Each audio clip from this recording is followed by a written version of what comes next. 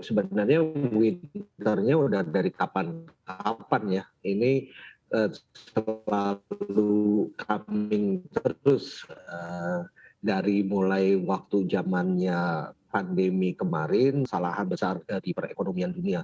Tetapi yang dan ini nggak bisa hanya selesai ketika pemulihan dari pandemi itu terjadi, karena seperti sudah diprediksi juga sejak lama, ke pandemi ini membuat adanya supply constraint, pengetatan di sisi supply, sehingga ketika pemulihan terjadi, yang lebih pulih duluan itu adalah demand-nya, permintaan, dan pastinya akan terjadi gap yang cukup besar antara supply dengan demand ini, yang artinya akan mengarah kepada permasalahan inflasi. Belum lagi sekarang ditambah dengan dua hal besar juga. Yang pertama adalah perang di Ukraina yang menyebabkan pasokan beberapa produksi seperti energi ini makin terganggu, dan tentunya juga apa yang terjadi di Tiongkok, di mana ada restriksi yang berlanjut untuk menangani COVID ini. Ini semua berkontribusi besar kepada supply side constraint yang terjadi. Sementara permintaannya masih terus tinggi, bukan cuma disebabkan karena fiskal yang ada, tetapi juga pemulihan ekonomi memang sudah terjadi sejak setahun belakangan ini paling tidak.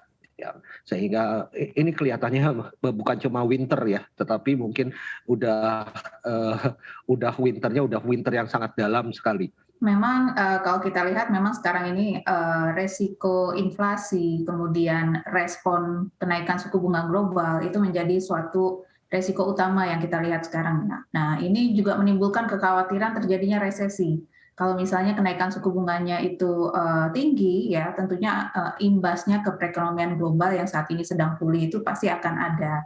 Untuk Indonesia sendiri kita harus lihat posisi Indonesia dibandingkan dengan negara-negara lainnya. Jadi kita lihat memang so far Indonesia itu being blessed karena merupakan eksportir komoditas yang cukup besar. Ya, jadi kita negara penghasil komoditas dan revenue yang berasal dari komoditas itu mampu menjadi semacam bantalan atau cushion ya. Dalam menghadapi gejolak resiko ekonomi global. Sehingga memang kalau kita lihat so far angka inflasi kita memang meningkat, tapi kalau dibandingkan dengan negara peers kita ya, yang close peer misalnya Thailand dan Filipina itu kita masih relatif di bawah, masih relatif rendah. Dan kalau kita lihat angka inflasi bulan Juni itu lebih karena faktor harga pangan, karena memang kalau dari sisi harga energi pemerintah masih memiliki kemampuan untuk memberi alokasi subsidi yang lebih besar, sehingga tekanannya belum kelihatan dari sisi energi. Tapi dari sisi pangan ini kita terimbas dari harga-harga pangan global yang juga cukup meningkat.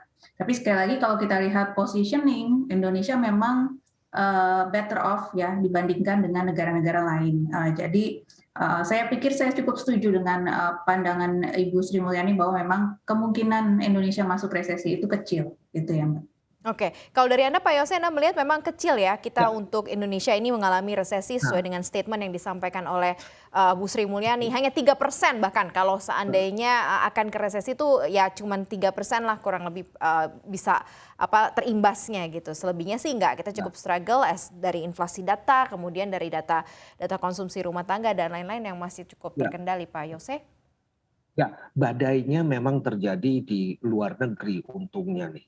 Sehingga kita mendapatkan keuntungan dari dua hal. Seperti yang Ibu Dian tadi katakan bahwa kita dapat keuntungan dari windfall profit, dari kenaikan harga-harga tadi. Sehingga ini kemudian bisa menutupi tuh subsidi-subsidi yang dikeluarkan untuk menjaga kenaikan harga, terutama kenaikan harga energi. Yang kedua, kita juga perekonomian yang cenderung lebih inward looking, lebih tertutup gitu ya.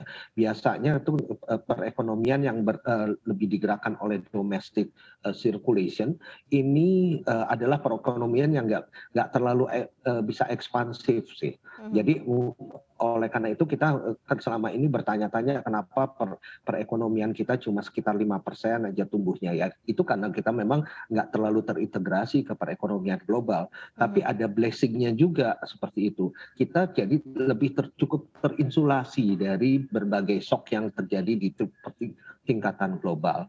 Kemudian satu lagi, kita juga masih being blessed juga, masih beruntung juga karena climate change yang terjadi sekarang ini, perubahan cuaca ekstrim yang terjadi sekarang ini masih membuat masih cukup favorable, masih cukup bermanfaat untuk berbagai produksi pertanian lokal kita, terutama untuk produk-produk pangan yang memang pangan pokok ya, sehingga ini masih bisa ditertekan inflasinya. Nah, 3 hal tersebut yang mungkin memberikan berkah buat Indonesia dan membuat Indonesia menjadi lebih resilient.